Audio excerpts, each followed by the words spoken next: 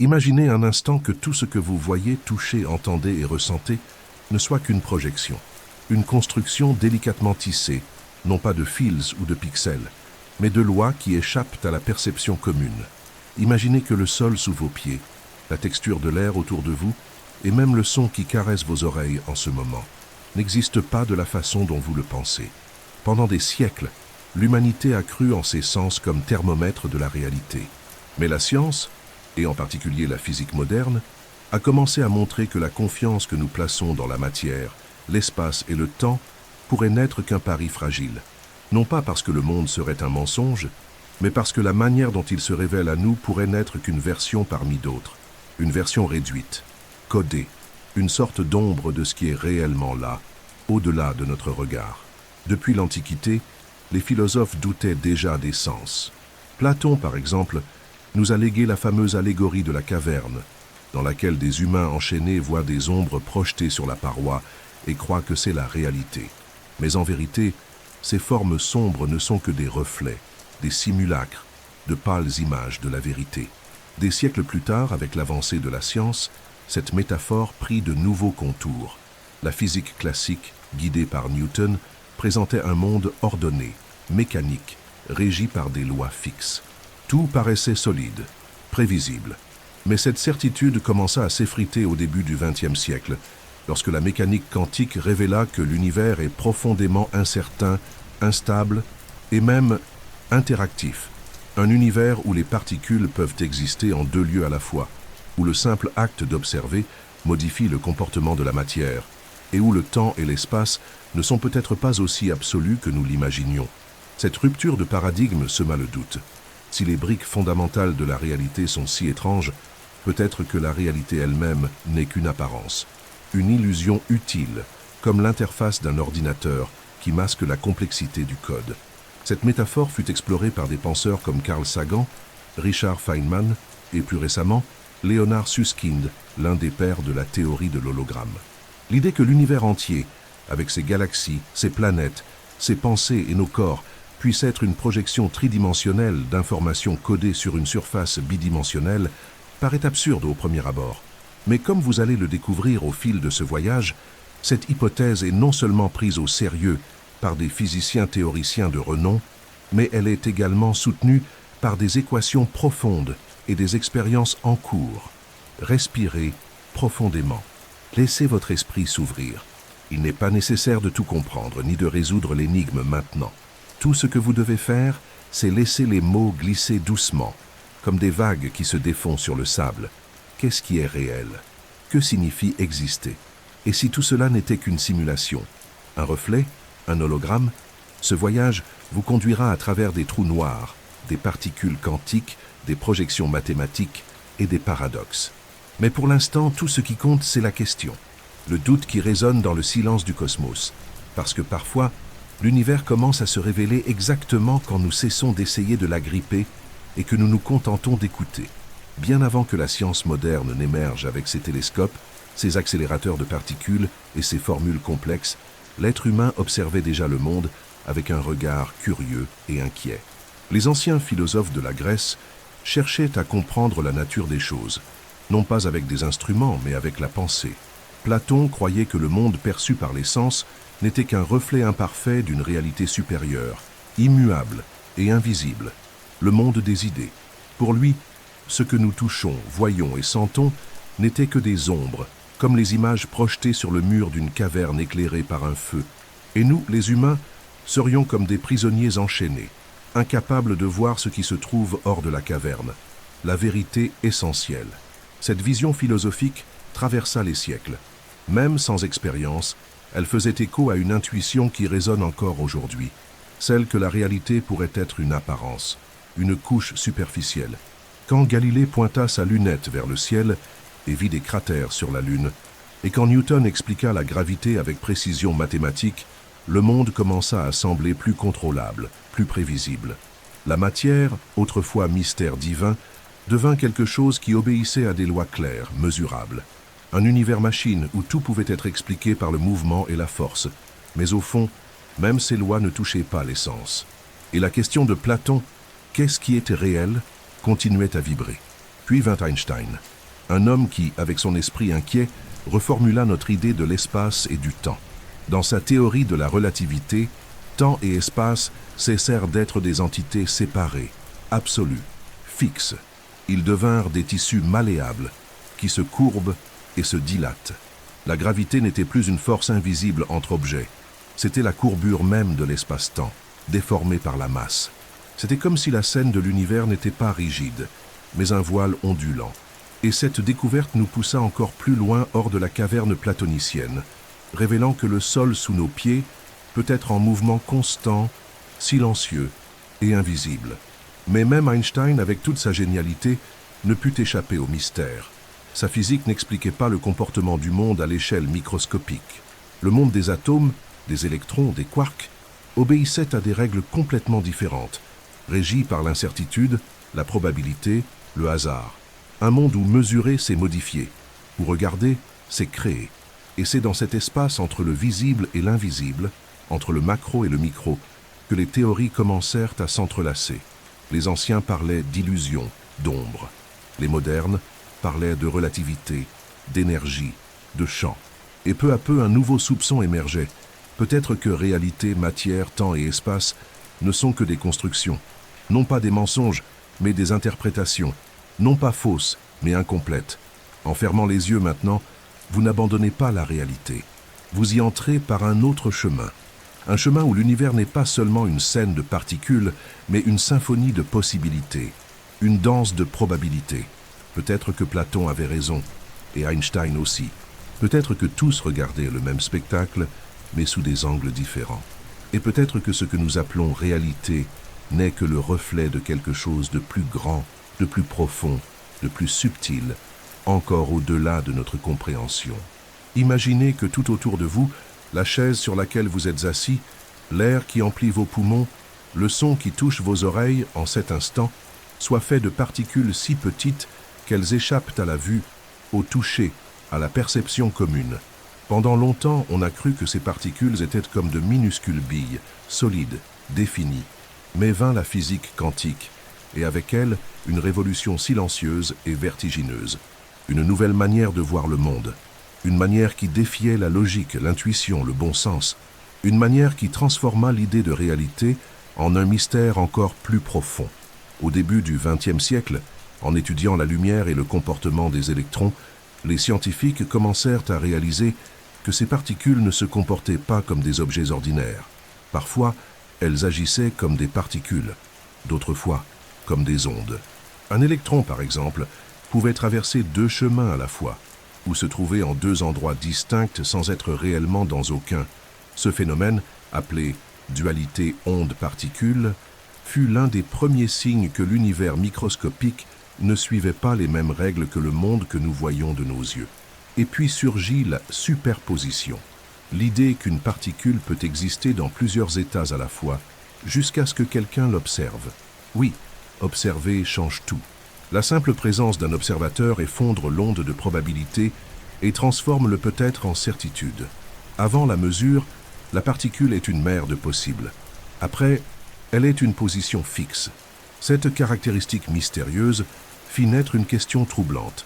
La conscience a-t-elle un rôle actif dans la construction de la réalité? L'univers choisit-il? Comment se présenter selon qui l'observe? La physique quantique n'offre pas de réponse définitive, seulement des équations qui fonctionnent et des résultats qui semblent magiques. C'est comme s'il y avait un théâtre invisible, et que ce n'est que lorsque nous levons le rideau que les scènes prennent forme. Et puis vient l'intrication quantique, l'un des phénomènes les plus étranges et les plus poétiques de la science. Quand deux particules sont intriquées, elles deviennent partie d'un même système. Et peu importe la distance qui les sépare, elles peuvent être éloignées de galaxies entières. Si l'une change d'état, l'autre change aussi, instantanément, comme si elles étaient reliées par un fil invisible, au-delà du temps, au-delà de l'espace. Einstein sceptique appelait cela « action fantomatique à distance ». Mais les expériences l'ont confirmé. L'intrication est réelle, et elle suggère que l'univers pourrait être profondément connecté d'une manière que nous ne comprenons pas encore. Ce monde quantique, chaotique et beau défie l'idée d'un univers fixe, rigide, prévisible. Ici, le hasard règne. La certitude est remplacée par la probabilité, et la matière ressemble moins à une brique qu'à une vibration, un champ, une possibilité. La réalité se dissout en motifs mathématiques, en interférences subtiles, en pulsations d'énergie qui se comportent comme si elles savaient qu'on les observait. La frontière entre le réel et le possible devient floue et irrésistiblement fascinante. À mesure que votre respiration s'approfondit et que vos pensées s'adoucissent, laissez ces idées reposer dans votre esprit comme une brume délicate. Vous n'avez pas besoin de les comprendre complètement maintenant. Pas même la science ne les comprend entièrement. Tout ce qui importe, c'est l'aperçu, l'intuition, la sensation que derrière le monde que nous touchons, il existe un autre monde, fait de probabilités, de danse, de silence, et peut-être de projection. Imaginez un lieu où tout ce que nous connaissons du temps, de l'espace et de la matière cesse simplement de fonctionner. Un point dans l'univers où les règles de la physique se courbent, disparaissent, se rendent à l'inconnu. Un trou noir. Cette entité cosmique, née de l'effondrement d'une étoile massive, n'est pas seulement un corps dense et sombre. C'est un abîme, une énigme, une sorte de frontière ultime entre ce que nous savons et ce que nous ne comprendrons peut-être jamais. Pendant longtemps, les trous noirs ont été considérés comme des tombeaux de l'univers, des lieux où la matière était engloutie à jamais, sans retour, sans trace, sans réponse. Mais alors, quelque chose a changé.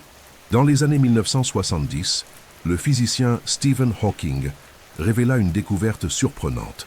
Selon ses calculs, les trous noirs n'étaient pas totalement noirs. Ils émettaient un rayonnement ténu, aujourd'hui connu sous le nom de rayonnement de Hawking. Ce rayonnement permettrait qu'au fil de milliards et de milliards d'années, un trou noir s'évapore et disparaisse. Mais un problème demeurait, un problème profond. Quand un trou noir s'évapore, où va l'information dit de ce qu'il a englouti? La physique moderne, qu'elle soit classique ou quantique, affirme à l'unisson « l'information ne peut être détruite ».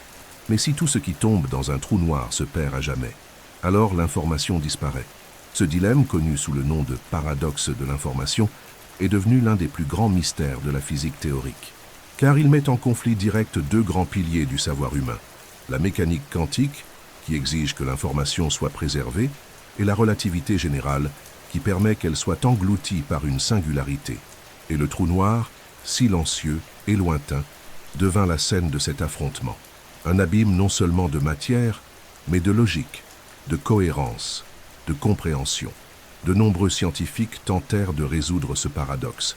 Certaines théories suggèrent que l'information s'échappe, codée dans le rayonnement de Hawking, mais de manière si subtile qu'il serait pratiquement impossible de la récupérer. D'autres proposent que les trous noirs possèdent une sorte de cheveux quantiques, des structures invisibles qui enregistreraient ce qui entre. Certains avancent que l'information ne disparaît jamais, mais qu'elle est projetée sur leur surface externe. Et c'est là qu'émerge une idée encore plus étrange, mais aussi plus élégante, le principe holographique. Selon cette proposition, tout ce qui existe à l'intérieur d'un trou noir, et peut-être tout ce qui existe dans l'univers entier, est codé à sa surface, comme si la réalité tridimensionnelle n'était qu'une projection de l'information inscrite en deux dimensions, à l'image d'un hologramme, une image en 3D créée à partir d'un motif en 2D.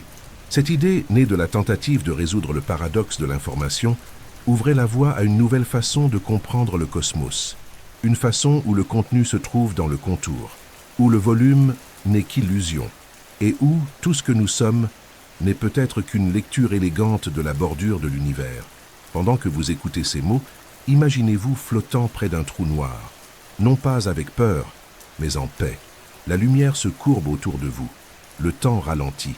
L'espace se plie, et sur la surface sombre et silencieuse de ce corps céleste peut-être, est inscrite l'histoire de tout ce qui a jamais existé, ce que vous ressentez, pensez, aimez, codé dans une limite, un contour, un horizon. L'univers est peut-être un livre écrit à l'extérieur, que nous lisons de l'intérieur. Imaginez un univers qui semble immense, tridimensionnel, plein de profondeur, de texture, de distance et de mouvement. Maintenant, imaginez que tout cela ne soit qu'une illusion créée à partir d'informations gravées sur une surface, comme un hologramme, une image qui paraît avoir du volume, mais qui naît d'un motif plat. Voilà l'essence du principe holographique. l'une des idées les plus audacieuses et fascinantes de la physique théorique moderne. Mais d'où vient cette idée? Et pourquoi a-t-elle été prise au sérieux par des physiciens si respectés? L'origine du principe holographique est directement liée à l'énigme des trous noirs.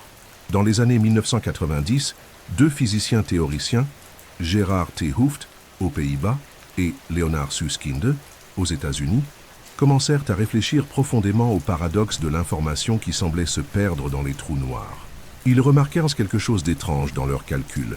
La quantité d'informations qu'un trou noir peut contenir n'est pas proportionnelle à son volume, mais à sa basse surface. Cela allait à l'encontre de l'intuition. Comment quelque chose de tridimensionnel pouvait-il être décrit uniquement par une frontière bidimensionnelle? Mais les chiffres étaient clairs, et plus encore, ils semblaient résonner comme une vérité plus universelle. Si cela valait pour les trous noirs, ne pourrait-ce pas valoir pour l'univers tout entier? Susskind proposa alors, peut-être que l'univers dans son ensemble fonctionne comme un hologramme. Toute l'information contenue dans notre espace tridimensionnel, galaxies, étoiles, pensées, particules, serait d'une certaine manière codée sur une surface cosmique, invisible et lointaine.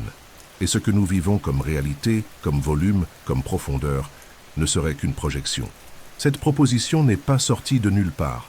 Elle s'est construite sur des décennies de développement en théorie des cordes, un domaine qui cherche à décrire toutes les forces fondamentales de la nature par les vibrations de minuscules cordes d'énergie. Les mathématiques de la théorie des cordes révélèrent une possible correspondance entre certains univers avec gravité, comme le nôtre, et des modèles sans gravité définis en dimensions réduites. Cette relation, appelée correspondance ADS-CFT, fut formulée plus tard par Juan Maldacena en 1997 et donna encore plus de solidité à l'hypothèse de l'univers holographique. Mais même sans plonger dans les détails techniques, l'intuition qui jaillit de cette théorie est puissante. Imaginez un instant que tout notre univers soit stocké comme information, sur les bords même de l'univers, comme si nous étions à l'intérieur d'une sphère creuse, et que tout ce que nous voyons, ressentons et sommes n'était qu'une lecture de cette surface, une surface qui vibre, qui émet, qui projette. Nous serions les projections tridimensionnelles de quelque chose de codé en deux dimensions. Cette idée est aussi radicale que sereine, car elle ne nie pas la réalité, elle la reformule simplement. De même que le reflet dans un miroir est réel, bien qu'il ne soit que lumière, l'univers serait lui aussi réel, même en tant que projection. Et peut-être qu'au-delà de chaque atome, de chaque pensée, de chaque étoile lointaine, existe une matrice mathématique profonde, inscrite à la limite externe de l'existence, résonnant selon des motifs aussi parfaits qu'insaisissables. Pendant que vous respirez doucement à présent, imaginez ces frontières invisibles, ces contours cosmiques qui gardent l'essence de ce que nous sommes. Vous n'êtes pas seulement en train d'écouter une histoire, vous êtes peut-être en train d'entendre l'écho d'un langage ancien, le langage que l'univers murmure sur ses propres limites. Imaginez un instant que vous soyez allongé au bord d'une mer infinie. Les vagues s'étendent au-delà de l'horizon, mais ce qui importe, à présent, ce n'est pas la profondeur sombre et insondable de l'océan, mais son contour, la ligne ténue où l'eau touche le sable, la limite où le visible rencontre l'invisible. C'est sur ce type de frontière, presque imperceptible, mais profondément puissante, que repose l'une des idées les plus saisissantes de la physique moderne, que tout ce qui existe dans l'univers pourrait être en réalité codé dans ses bords. Cette hypothèse est née de la tentative de résoudre les mystères des trous noirs, mais elle ne s'est pas arrêtée là. Les scientifiques commencèrent à envisager que peut-être l'univers entier, avec ses galaxies lointaines, ses nébuleuses colorées, ses pulsars, ses planètes, ses esprits, ses souvenirs et ses émotions, soit en réalité une sorte de hologramme cosmique. Cela signifie que ce que vous percevez comme un espace tridimensionnel rempli de profondeur pourrait n'être qu'une manifestation de données stockées dans une dimension de moins. Comme si la réalité était une illusion soigneusement projetée à partir d'une surface invisible qui nous entoure, mais que nous ne voyons jamais. Pour beaucoup, cela ressemble à de la science-fiction. Mais pour des physiciens comme Juan Maldacena, Leonard Susskind et Raphaël Bousso, cette hypothèse est une conséquence logique des mathématiques qui régissent la gravité quantique. L'univers, selon eux, n'est pas comme un livre que l'on lit de l'intérieur, mais comme un disque dur, où tout ce qui se passe en son sein est déjà inscrit à l'extérieur. Cette surface de l'univers n'est pas un mur littéral, mais une frontière mathématique, la limite de l'espace-temps, le point où le temps se courbe, où les lois de la physique changent, où les mots silencieux de la réalité sont gravés comme un code. Le plus surprenant est que cette codification ne signifie pas rigidité. Au contraire, elle peut expliquer pourquoi l'univers est si dynamique, si créatif, si vivant. Chaque particule, chaque vibration, chaque instant de conscience peut être le reflet d'une information qui vibre à la bordure du cosmos. C'est comme si nous étions à l'intérieur d'un dôme gigantesque, non pas physique mais mathématique, et que ce que nous voyons, entendons, ressentons, n'étaient que des interprétations projetées dans notre champ tridimensionnel. L'univers tel que vous le connaissez serait une lecture, un reflet, une projection douce d'un code invisible. Cette théorie, bien qu'élégante, est difficile à prouver directement, mais elle résout des questions profondes, comme le paradoxe de l'information, la nature de la gravité et même l'origine de l'espace-temps. Au lieu de nécessiter un centre absolu, l'univers pourrait être défini par ses contours, ses limites, ses marges. Tout comme la mélodie d'une chanson peut être définie par les silences, par les bords du son, le cosmos pourrait aussi être une symphonie écrite sur sa périphérie. Fermez les yeux. Imaginez que vous flottiez au bord de l'univers, un espace sans sol, sans plafond, sans fin. Et là, sur cette frontière silencieuse, tout est écrit. Chaque battement de votre cœur, chaque souvenir que vous portez, chaque étoile qui brille, tout codé sur les marges, tout murmuré par les bords. Car peut-être l'univers entier ne se trouve pas là où vous pensez, mais exactement là où il s'achève. Imaginez que vous puissiez conserver tout ce qui vous est arrivé dans votre vie en un seul point. Non seulement des photos ou des textes, mais des sensations, des souvenirs, des pensées. Imaginez maintenant que ce point, à la fois dense et invisible, puisse garder ces informations pour toujours, même si vous ne pouviez jamais y accéder à nouveau. C'est en essence l'image que de nombreux physiciens ont aujourd'hui des trous noirs. Bien au-delà de simples dévoreurs d'étoiles, ces objets cosmiques pourraient être paradoxalement le plus grands archives de l'univers. Des disques durs célestes, des coffres d'informations, les gardiens de ce qui a déjà existé. L'idée semble absurde au premier abord. Après tout, les trous noirs sont connus pour engloutir tout ce qui croise leur chemin, y compris la lumière. Comment pourraient-ils stocker quoi que ce soit? Mais depuis que Stephen Hawking a révélé que ces corps émettaient un faible rayonnement et pouvaient, à terme, s'évaporer, une question déconcertante est apparue. Si un trou noir disparaît, que devient l'information de tout ce qu'il a englouti? La physique quantique affirme que l'information ne peut être détruite. Mais si elle ne peut s'échapper, et que le trou noir s'éteint, alors où se trouve-t-elle? C'est à partir de cette contradiction qu'est née une hypothèse révolutionnaire. Et si l'information d'Aa n'avait jamais été à l'intérieur du trou noir? Et si elle avait été, dès le départ, codée sur sa surface, plus précisément sur son horizon des événements? Cette fine couche sphérique qui marque le point de non-retour, là où l'espace-temps se courbe au point que rien ne peut s'échapper, serait le véritable réceptacle de la mémoire cosmique. Comme la surface d'un CD qui contient des données tridimensionnelles codées en 2 dimensions. Une analogie simple mais profondément révélatrice. Cette découverte a conduit les physiciens à calculer l'absentropie d'un trou noir, une mesure de son contenu informationnel. Et, de façon surprenante, cette entropie ne dépend pas du volume du trou noir, mais bien de la surface de son aire Pokua. Ce fut un choc. Dans notre quotidien, nous pensons que la capacité de stockage d'un objet augmente avec sa taille interne. Mais dans le cosmos, il semble que le contenu soit dans le contour, Wasingwa. Ainsi, chaque fragment d'information absorbé par un trou noir serait inscrit sur sa surface externe, comme si chaque trou noir était une bibliothèque, non pas cachée au fond, mais écrite sur ses parois. Cette idée ne change pas seulement notre façon de voir ces objets extrêmes, elle transforme aussi notre façon de percevoir l'univers entier. Car si les trous noirs fonctionnent ainsi, pourquoi le cosmos lui-même ne fonctionnerait-il pas de la même manière? Si toute l'information peut être enregistrée sur une frontière, pourquoi supposer que l'intérieur est une réalité indépendante?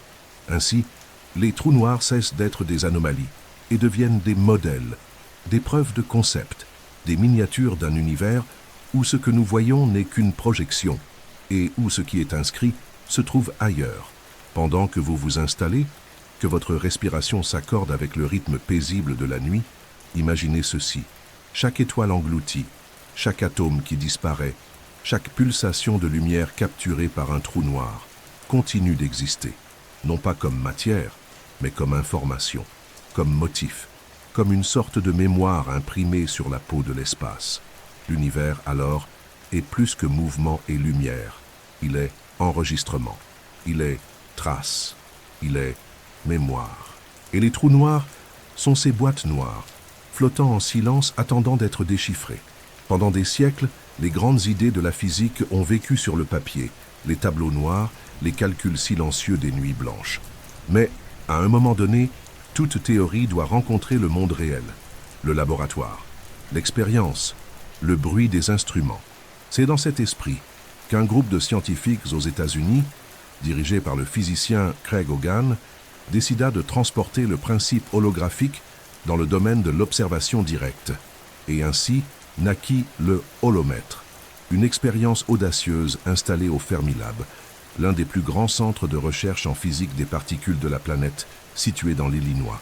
L'idée derrière le holomètre est à la fois simple et extraordinaire. Si l'univers est réellement un hologramme, alors l'espace que nous percevons comme continu et lisse n'est pas totalement continu. Il aurait une structure minimale, une sorte de pixel cosmique, comme si l'espace lui-même était fait de grains, plus petits que n'importe quelle particule jamais détectée, plus petits que les atomes, les quarks ou les neutrinos. Ces unités fondamentales ne seraient pas visibles, mais pourraient laisser des traces, des vibrations minuscules, des bruits de fond, des signaux faibles traversant la réalité comme un murmure constant, et que le holomètre a été construit pour écouter. Le holomètre fonctionne avec 2 interféromètres, des instruments capables de détecter des variations infimes de l'espace. 2 faisceaux laser parcourent des tunnels perpendiculaires et reviennent à leur point d'origine. S'il existe la moindre oscillation dans la structure de l'espace-temps, ces faisceaux se désalignent, et cela peut être mesuré avec une précision extrême. L'objectif ? Capturer une sorte de tremblement quantique dans le tissu de l'espace. Un bruit qui ne viendrait ni des particules, ni des planètes, ni des ondes gravitationnelles, mais de la granularité même de l'univers. Comme écouter le grésillement d'un écran vide et réaliser que ce bruit a un motif. Les premiers résultats du holomètre n'ont pas été concluants. Aucune preuve claire n'a été détectée. Mais cela ne signifia pas un échec. Au contraire, cela a aidé les scientifiques à affiner leur modèle, à recalibrer leurs oreilles cosmiques, à ajuster la lentille pointée vers l'invisible.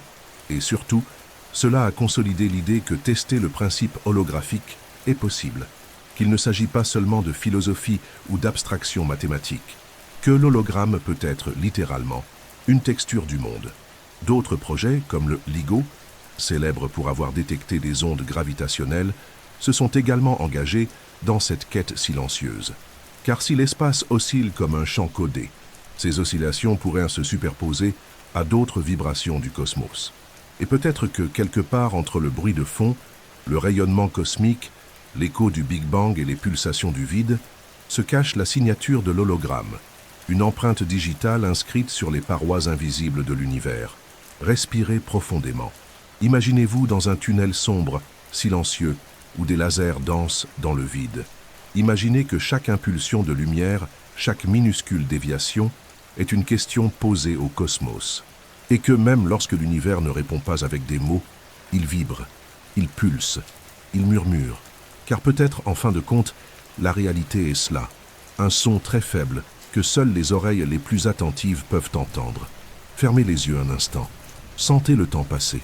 Il est doux, il est subtil, il s'écoule avec la respiration. À chaque seconde, quelque chose vieillit, quelque chose s'éloigne, quelque chose change. Le temps paraît si naturel, si inévitable, que nous le questionnons rarement. Mais en physique, et surtout dans les théories qui envisagent l'univers comme un hologramme, cette certitude commence à vaciller. Et si le temps n'était pas réel? Ou plutôt, et si le temps n'était qu'une illusion émergente, créée par des processus plus profonds, plus cachés, plus fondamentaux? Dans la physique classique, le temps est une ligne droite. Il coule du passé vers le futur. Il est absolu. Il est extérieur à nous. Mais cela commença à changer avec Einstein. Dans sa théorie de la relativité, le temps se courbe, se dilate, ralentit ou accélère selon la gravité ou la vitesse. Deux horloges placées à des endroits différents de l'espace peuvent marquer des temps différents. Le temps cessa d'être un décor universel, il devint relatif, malléable, partie intégrante du tissu de l'espace-temps. C'était déjà révolutionnaire. Mais la physique quantique et l'idée holographique sont allées encore plus loin. Dans certains modèles holographiques, le temps n'est pas une dimension fondamentale. Il émerge de l'intrication de l'information. Il naît de la complexité croissante des systèmes quantiques. C'est comme si, au niveau le plus élémentaire de l'univers, il n'existait pas de maintenant ni de plus tard, seulement des motifs, des structures mathématiques, des états qui se réorganisent. La perception du changement, de la séquence, de l'écoulement, serait le résultat de la manière dont notre cerveau interprète l'évolution de ces états. Le temps serait un effet toise et non une cause. Cette vision est renforcée par les travaux de physiciens comme Carlo Rovelli Carico, qui propose que le temps tel que nous l'expérimentons n'existe pas aux échelles fondamentales. Et plus encore, que la direction du temps, ce que nous appelons la flèche du temps, découle de la façon dont nous organisons l'information, de la manière dont nous choisissons de nous souvenir du passé et d'oublier l'avenir. Dans un univers holographique, le temps pourrait n'être qu'une lecture d'un code plus vaste, une séquence projetée comme un film qui ne prend sens que lorsque les images sont vues dans le bon ordre. La correspondance ADC-CFT, l'un des piliers du principe holographique, renforce cette possibilité. Dans certains modèles, le temps tridimensionnel à l'intérieur de l'espace peut être recréé à partir de données inscrites sur une surface sans temps, comme si le temps naissait de l'intrication quantique, des éléments de la bordure. Cela signifie que ce que vous ressentez comme des minutes, des heures, des années, pourrait n'être qu'une manière de naviguer dans une mer d'informations sans commencement ni fin. Et cela change tout. Imaginez maintenant que le temps, ce fleuve silencieux qui traverse vos jours, ne s'écoule pas réellement, que vous êtes immobile et que seules des couches de perception glissent sur vous, comme des pages feuilletées par une main invisible. Que le présent n'est qu'un point de lecture, et que le passé et le futur sont également présents, seulement pas encore accessibles, comme des pistes inouïes d'une musique déjà entièrement composée. Et ce que vous vivez est le glissement de l'aiguille sur le vinyle. Pendant que vous vous détendez, laissez le temps filer entre vos doigts, laissez-le perdre son poids, car peut-être qu'il n'a jamais été une ligne, mais un écho, une ombre, une illusion utile projetée par un univers qui se lit, comme un hologramme éternel. Il y a en vous quelque chose qu'aucune expérience ne peut mesurer complètement, quelque chose qui observe le monde, qui ressent, qui pense, qui sait qu'il existe. La poésie, conscience. Vous pouvez être allongé en ce moment, les yeux fermés, les muscles détendus, mais il reste une étincelle active, un centre de perception, une présence silencieuse qui témoigne de chaque son, de chaque pensée, de chaque battement de cœur. Et si à cet instant, cette conscience n'était pas seulement une observatrice de l'univers, mais une partie active de sa création? C'est l'une des questions les plus audacieuses et les plus troublantes, soulevées par la physique contemporaine et par les interprétations les plus profondes de la théorie quantique et du principe holographique. Dans le monde microscopique de la mécanique quantique, le rôle de co-observateur s'y est fondamental. Comme nous l'avons vu, une particule peut exister dans de multiples états en même temps, jusqu'à ce qu'elle soit mesurée. À partir du moment où quelqu'un ou quelque chose observe le système, il s'effondre en un état unique.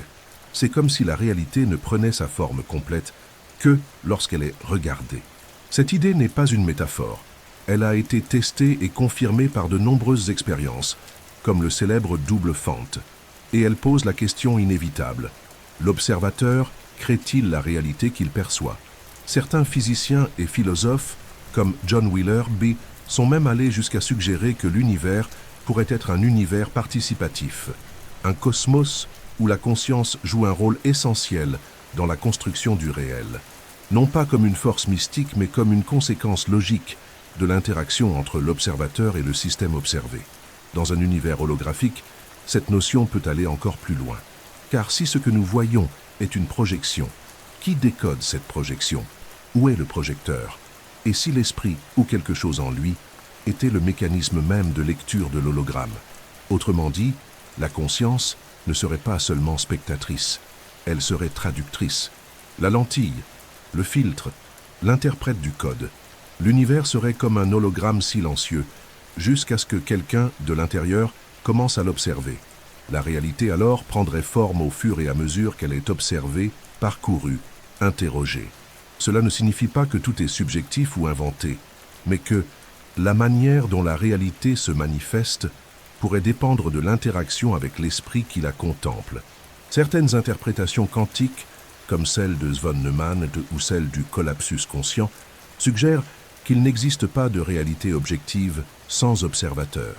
Dans la cosmologie holographique, certains défendent l'idée que la conscience fait partie du code, une entité qui émerge de l'intrication de l'information, mais qui agit aussi en retour sur elle, lui donnant sens, direction, forme.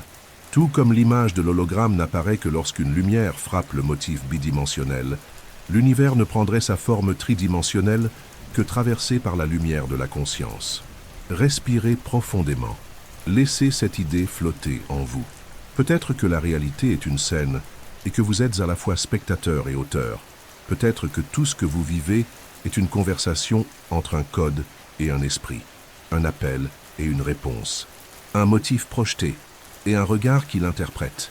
L'univers alors ne serait pas en dehors de vous, il serait en vous, à travers vous, comme vous.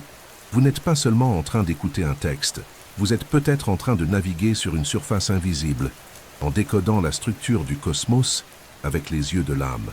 Et si, au bout du compte, nous découvrons que l'univers est un hologramme, il est possible que la conscience soit le faisceau de lumière qui révèle son image. Vous avez déjà entendu dire, quelque part, que l'univers dans lequel nous vivons pourrait être une simulation, un gigantesque programme informatique créé par une intelligence supérieure ou par des civilisations avancées. Cette idée s'est popularisée avec des films, des livres, des théories philosophiques. Mais il existe une différence fondamentale entre l'idée de simulation et l'hypothèse que l'univers soit un hologramme. Les deux suggèrent que la réalité que nous percevons pourrait ne pas être la forme ultime de la vérité. Mais ce qui se cache derrière chaque proposition est profondément différent. Dans l'hypothèse de la simulation, l'univers serait un produit artificiel, généré intentionnellement, comme un jeu tournant sur un processeur. Chaque particule, chaque moment, chaque pensée serait une ligne de code. Et nous, consciences vivantes, serions des entités programmées ou conscientes à l'intérieur de cette immense machine. Cette théorie, bien que fascinante, implique une intentionnalité externe. Quelqu'un nous a placés ici, un programmeur, une entité hors du système. Dans l'hypothèse de l'univers holographique, il n'y a pas de programmeur, pas d'ordinateur externe. Ce qui existe, c'est une structure physique réelle, où les informations tridimensionnelles que nous expérimentons sont codées en 2 dimensions. La réalité ne serait pas artificielle, mais émergente. Elle existerait en raison des lois fondamentales de la physique, des propriétés de l'espace-temps et de la gravité quantique. L'hologramme ne serait pas un théâtre illusoire, mais une forme profonde d'organisation de la nature, révélée par les équations.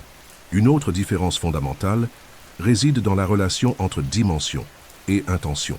Dans une simulation, nous sommes à l'intérieur d'un système artificiel, contrôlé par des paramètres définis par un autre être. Dans l'hologramme, ce qui paraît tridimensionnel serait une projection mathématique d'une surface bidimensionnelle, contenant toute l'information de l'univers. Le monde que vous voyez, sentez et entendez serait réel, mais pas comme vous l'imaginez. Sa profondeur serait illusoire. Son essence, une lecture de motifs vibrant à une frontière lointaine. La théorie de l'hologramme est née de la nécessité de résoudre des paradoxes de la physique, comme la perte d'informations dans les trous noirs. L'idée de simulation, en revanche, vient d'une ligne philosophique, comme dans l'hypothèse de Nick Bostrom, qui propose que des civilisations avancées avec une puissance de calcul illimitée pourraient faire tourner des millions d'univers simulés. Cela est intriguant, mais reste spéculatif. La théorie holographique, au contraire, repose sur des structures mathématiques testables, comme la correspondance ADS-CFT-SIDE, et s'intègre à la physique des particules, à la gravité et à la théorie des cordes. Les deux idées posent des questions similaires. Et si ce que nous voyons n'était pas tout? Et s'il existait une autre couche de la réalité, au-delà de la perception? Mais tandis que la simulation propose que nous vivons dans quelque chose de faux, l'hologramme propose que nous vivons dans quelque chose de réel, mais différent de ce que nous pensons. Et cela change tout. Car nous ne sommes pas des avatars dans un jeu.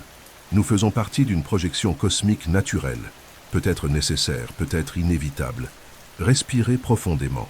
Laissez cette distinction s'installer. Vous n'êtes pas dans une prison artificielle. Vous êtes dans un miroir profond, un reflet créé par la physique même de l'univers. Un hologramme peut-être, mais néanmoins vivant, organique, conscient, relié. Et dans ce reflet, chaque atome de votre corps vibre avec la même mathématique qui construit les étoiles. Vous êtes une partie du motif, vous êtes une ligne du code. Et peut-être, vous êtes à la fois le lecteur et le lu, l'hologramme et le faisceau de lumière. Et si tout cela était vrai, si l'hypothèse était juste, si l'univers que nous connaissons, avec ses étoiles, ses lois, ses souvenirs, ses amours et ses douleurs, était en fait un hologramme, pas un mensonge, pas une fiction, mais une projection réelle d'une structure encore plus fondamentale, fermez les yeux et imaginez. Imaginez que tout ce que vous voyez, les formes, les sons, les sensations, est le résultat d'un motif vibrant sur une frontière lointaine. Un code inscrit à la limite du cosmos, qui se déploie en 3 dimensions, créant ce que nous appelons la réalité. Si c'est vrai, alors la profondeur du monde est une illusion fonctionnelle, une manière trouvée par la nature pour présenter l'information. L'univers ne serait plus une scène physique absolue, mais une expérience relationnelle, dynamique, où ce que nous percevons comme espace n'est que information en mouvement. Et cela ne change pas seulement ce que nous savons, mais qui nous sommes. Cela change la façon dont nous regardons l'autre, le temps, la vie, la mort. Car si la matière est projection, que sommes-nous? Peut-être sommes-nous des cônes motifs conscients d'information, organisés de manière à ce que l'hologramme puisse se regarder lui-même. Peut-être que l'autoconscience est la partie de l'hologramme qui se replie et se perçoit comme un miroir conscient. Cela ne nous diminue pas. Au contraire, cela nous agrandit, car dans ce scénario, la séparation entre moi et le monde disparaît. Tout est la lecture de quelque chose de plus grand. L'esprit, le corps, l'espace et le temps ne seraient que des interfaces d'un code plus vaste, qui se manifeste comme vie, histoire, mémoire et émotion. Les implications vont au-delà de la physique. Si la réalité tridimensionnelle est une projection, la mort d'elle-même devient autre chose. Non pas une fin, mais une déconnexion du plan projeté. L'information ne se perd pas. Et si elle ne se perd pas, elle demeure, d'une certaine manière, quelque part, gravée dans le contour, présente dans le silence. Cela résonne de manière étrange et belle avec des traditions philosophiques et spirituelles qui, depuis des millénaires, suggèrent que tout est connecté, que tout est un, et que ce que nous voyons n'est que la surface de quelque chose de bien plus grand. Du point de vue scientifique, cette vision aide à résoudre de nombreux dilemmes. Comment concilier la gravité et la mécanique quantique? Comment expliquer la structure de l'espace-temps? Comment comprendre l'origine de l'univers? Du point de vue humain, elle invite à l'humilité, à l'écoute, au mystère, car peut-être derrière la table sur laquelle vous posez vos bras, derrière l'écran qui brille devant vous, derrière le lit où vous reposez maintenant, il n'y a que vos vibrations codées. Et tout ce que vous êtes fait partie de cette vibration. Respirez, sentez le corps flotter, sentez le temps ralentir. Vous ne flottez pas dans le néant, vous êtes plongé dans un champ de motifs, une mer de possibilités qui se plie doucement sous votre regard. Vous n'êtes pas un accident, vous êtes un faisceau projeté avec élégance, partie d'un univers qui se lit comme une image, qui s'organise comme une musique, qui se souvient comme conscience. Et si tout est un hologramme, vous êtes toujours réel, vous êtes le reflet et aussi la lumière. Toute idée profonde, toute hypothèse audacieuse porte en elle le poids du doute. La science progresse non seulement grâce aux réponses, mais aussi grâce aux questions. Et la théorie holographique, aussi fascinante soit-elle, n'échappe pas aux critiques, aux interrogations, aux résistances. Elle n'est pas un dogme, c'est une proposition, un chemin parmi d'autres qui tente de déchiffrer ce qu'est au fond l'univers, ce qu'est le réel. Et c'est pourquoi, dans ce moment de silence et de contemplation, il vaut la peine d'écouter aussi les murmures du scepticisme. Ceux qui disent « calme, Nous ne savons pas encore. L'une des critiques les plus fréquentes vient du fait que nous ne disposons pas de preuves expérimentales directes de l'holographie universelle. Le principe holographique fonctionne très bien dans certains modèles théoriques, notamment dans la fameuse correspondance ADS-CFT, où un univers avec gravité est décrit par une théorie sans gravité dans une dimension inférieure. Mais ce modèle utilise un type d'espace hautement idéalisé, appelé espace anti-de Sitter, qui ne correspond pas exactement à notre univers, où l'expansion cosmique s'accélère et où la géométrie est différente. Cela soulève une question. L'holographie est-elle une propriété générale ou seulement une élégance mathématique appliquée à des systèmes particuliers? D'autres physiciens soutiennent que, malgré la beauté de la théorie, elle manque encore de prédictions vérifiables, quelque chose qui puisse être observé, mesuré, reproduit. L'holomètre du Fermilab, par exemple, n'a pas encore trouvé de signe concluant. Et si l'absence de preuves n'invalide pas la théorie, elle ne la confirme pas non plus.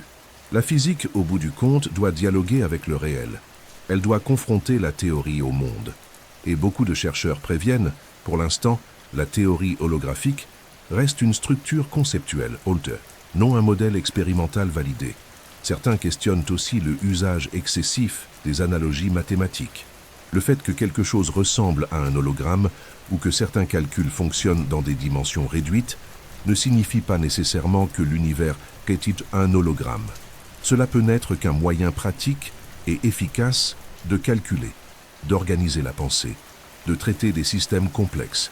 L'hologramme peut être une métaphore puissante, mais une métaphore malgré tout. Il y a aussi des voix qui mettent en garde contre le risque des enchantements philosophiques. L'idée de l'hologramme touche à des archétypes profonds, reflets, illusions, couches cachées de la réalité. Et c'est pourquoi elle échappe facilement au strict domaine scientifique pour tomber dans l'imaginaire, le symbolique. Ce n'est pas une faute, mais cela exige prudence. La frontière entre science et spéculation est fine. Elle doit être franchie avec attention, avec respect et avec la conscience des limites.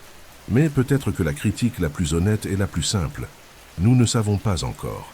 L'univers reste mystérieux. La réalité nous échappe toujours.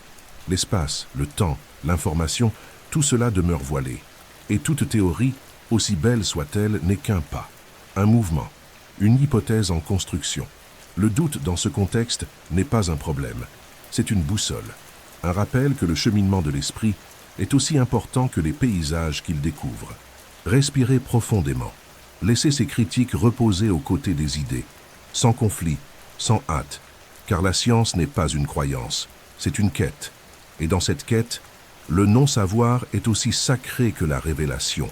L'univers, hologramme ou non, demeure une invitation, une énigme, une chanson jouée à basse fréquence, qui ne se révèle que si l'on écoute avec patience. Certaines vérités ne naissent pas d'images, elles naissent du silence exact entre les symboles, de l'équilibre parfait entre les équations, de la symétrie invisible que seule la mathématique peut toucher. Et c'est dans ce territoire abstrait, où lettres et nombres dansent sous des règles profondes, qu'est apparu l'un des piliers les plus élégants de la théorie holographique, la fameuse correspondance ADS-CFT, proposée par le physicien argentin Juan Maldacena en 1997. Un pont inattendu entre deux mondes mathématiques qui, peut-être par résonance, dit quelque chose d'essentiel sur l'univers lui-même. Pour comprendre la force de cette idée, il faut imaginer deux mondes très différents. D'un côté, un univers tridimensionnel ou plus, avec gravité, courbe, dense, régi par les lois d'Einstein. Un espace comme le nôtre, où le temps s'écoule, où la lumière se courbe et où la matière façonne le tissu de l'espace-temps. Cet espace est appelé espace anti-de Sitter, ou Hadès, une géométrie qui, bien que différente de notre univers, possède des propriétés mathématiques extraordinairement utiles.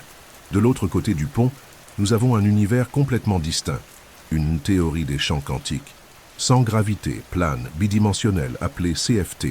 Ici, tout est régi par des particules, des symétries et l'intrication d'informations purement quantiques.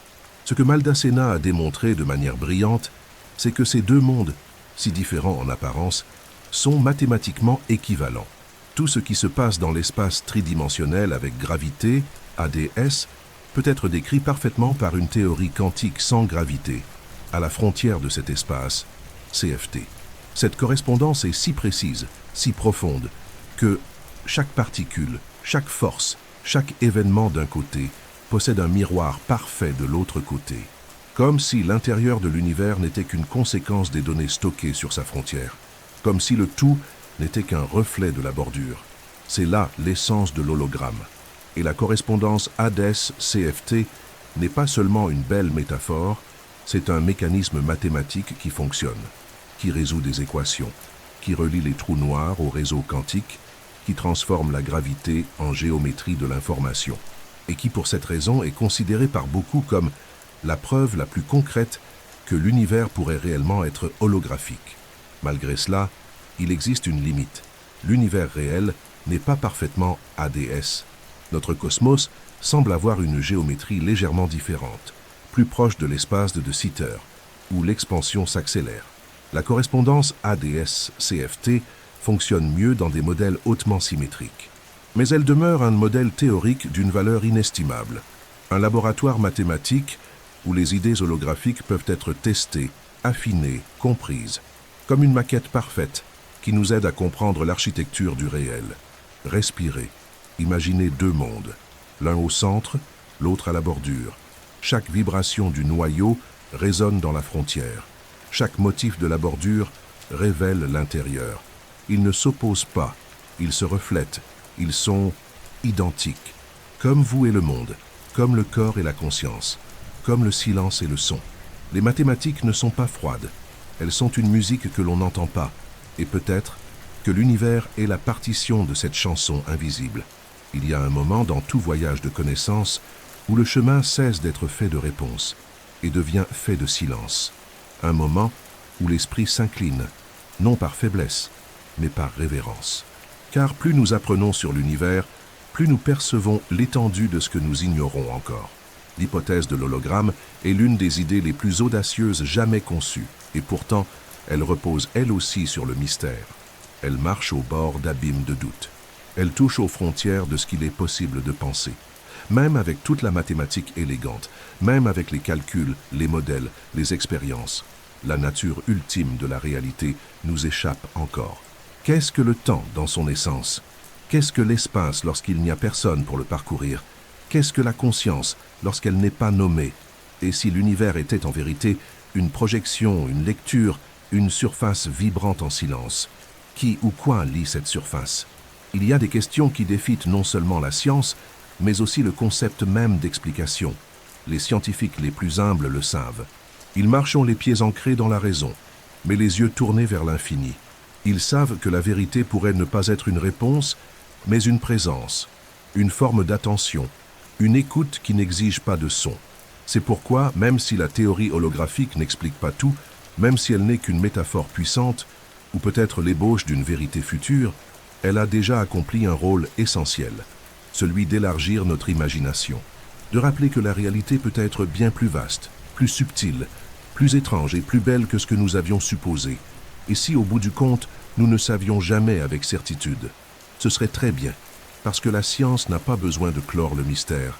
Elle peut coexister avec lui, comme le ciel coexiste avec la nuit, comme le son coexiste avec le silence, comme la pensée coexiste avec le sommeil. Et peut-être que le plus grand geste de sagesse est d'accepter qu'il existe des choses qui ne tiennent pas dans les mots, qui ne peuvent qu'être ressenties, vécues, respirées. Maintenant, avec le corps apaisé et l'esprit calme, laissez cette idée reposer en vous. Vous n'avez pas besoin de toutes les réponses, pas plus que la science n'en a. Vous devez seulement vous reposer à l'intérieur de la question. Comme un voyageur qui trouve la paix non pas en arrivant, mais en découvrant que le chemin est infini, que chaque galaxie, chaque atome, chaque particule de lumière fait partie d'une énigme sans fin, une énigme qui palpite, qui vibre, qui respire, avec vous.